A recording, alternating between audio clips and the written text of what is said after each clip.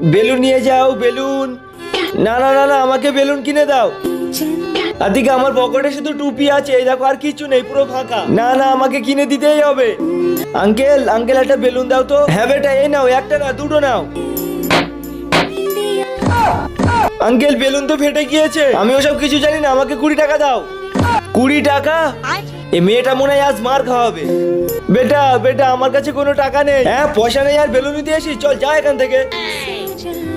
আরে ও বাবাকে কেন মারছে? আরে বাবা, কি হয়েছে? দেখো না বেটা, ধাক্কা দিয়েছে। কি বয়স্ক মানুষকে ধাক্কা দেওয়া? দাঁড়া, এক্ষুনি দেখাচ্ছি তোকে আমি। আবে ওই ধাক্কা কেন দিয়েছিস? ও আমার 10 টাকাওয়ালা দুটো বেলুন ফাটিয়ে দিয়েছে। 20 টাকার জন্য তুমি বয়স্ক মানুষকে ধাক্কা মারবে? এলে 500 টাকা, সব বেলুন আমাকে দিয়ে দে। ঠিক আছে ভাই, এই লাও। আর হ্যাঁ, আর কোনোদিন যদি বয়স্ক মানুষের উপর হাত তুলিস, এমন মারা মারবার উঠতে পারবি না। এই লাও বেটা বেলুন, চলো। মাকে ভালোবাসলে লাইক সাবস্ক্রাইব করো।